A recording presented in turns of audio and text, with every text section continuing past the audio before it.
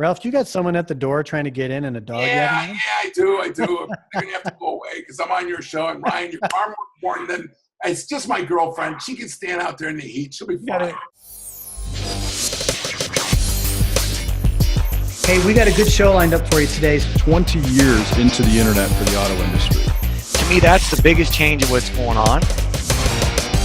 Folks, Ralph and I have a pretty good history, and we were just kind of jabbing about that a minute ago. And I said, Ralph, do you remember a phone call a little bit over 10 years ago with me, you, and Patrick Workman? You do remember the call. Oh, yeah. And I don't know how much you think about, but I tell people all the time. Yeah, of course I remember. It was the light bulbs were firing off in my head.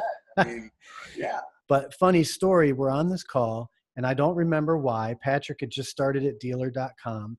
And by the way, Patrick Workman now just joined Experian Automotive. Patrick's had a great journey from Facebook to Instagram, Pinterest, and now he's with Experian. So Patrick, if you're catching this, congratulations to you. So the story is we're on this call. Who knows why? We were talking about content marketing, which this was 2007. This was 10 years ago. Yeah. And it was over 10 years ago. Yep. It was over 10 years ago. And at the time, I just left HomeNet and I was doing what I called RSS marketing, which someone showed me how it worked. And I had the same aha moments like, oh, so if I create this content and optimize it and link it, it'll help boost search results. And I'm explaining that to Patrick and Ralph. And I remember, Ralph, you kind of reiterated it. You said, so Ryan, if I just publish a bunch of content and link it up in the way you're showing me, then that's going to boost my websites in the search results. And I said, yep, that's exactly right. And you kind of paused and you said, huh. And I think a month later, Ralph was all over the web. And oh yeah, no, that was when I went wild with that. In fact, at Courtesy Chevrolet, which was my interim between Reynolds and ADP, I got to experiment. It was like a kid in a candy store because the owners, they were very supportive, and we had incredible successes.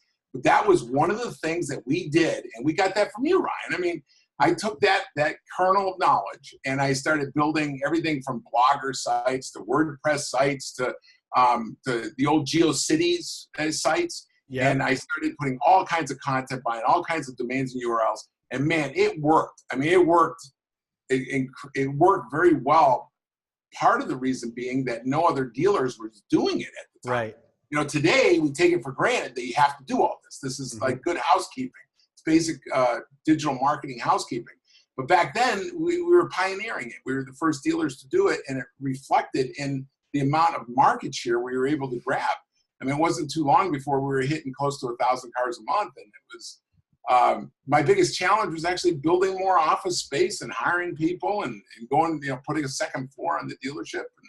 And there was no cars on the showroom. We had no space for cars. We had to put it all tables there to sign contracts because we were selling so many cars.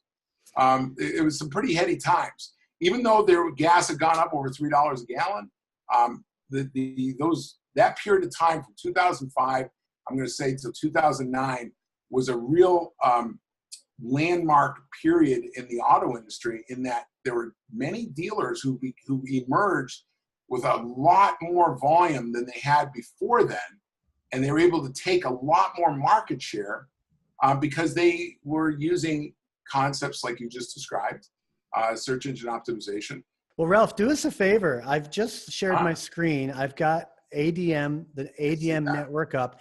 Take a couple of minutes and bring us up to speed. The first thing I'm going to say is that ADM, like almost all of these networks, whether it be, and when I say all these networks, in my opinion, there's 4 of them that are, pretty preeminent, and that would be Dealer Refresh, Driving Sales, ADM, and then our sister site, DealerElite.net. The heyday of all this daily traffic in there has really fallen back as people have gotten more into Facebook, LinkedIn. It's like everybody's got a Facebook page or a LinkedIn group. For example, the Automotive Digital Marketing group on LinkedIn has over 19,000 members, whereas the original, the core site, the hub, so to speak, in our hub and spoke strategy, has 11,000 members. So what we've seen is as these public network sites have grown, that's siphoned off a lot of the activity that we used to get on, whether it be driving sales or ADM or Dealer Elite or Dealer Refresh.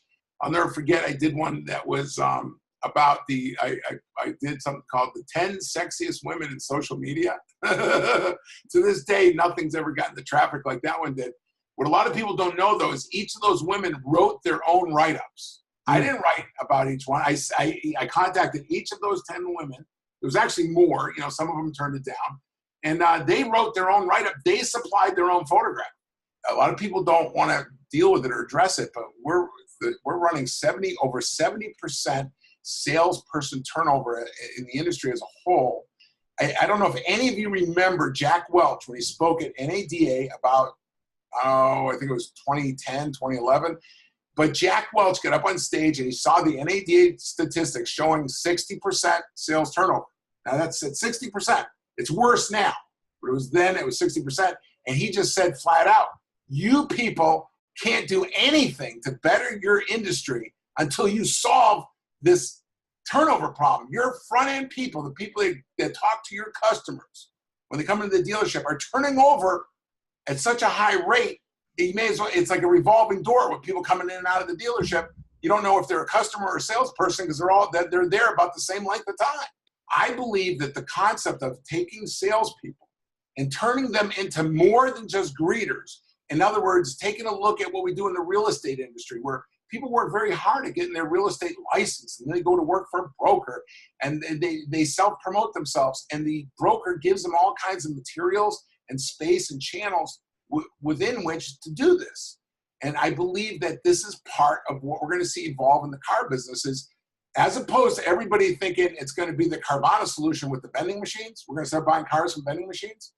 I think what we may see is a split where that will certainly have a certain percentage. It might be 10%. It'll be something.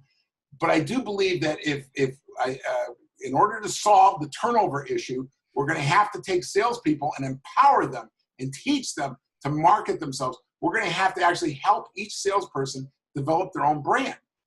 So do me a favor, just to put closure to the tier 4 conversation. Define what tier 4 is, just for our audience.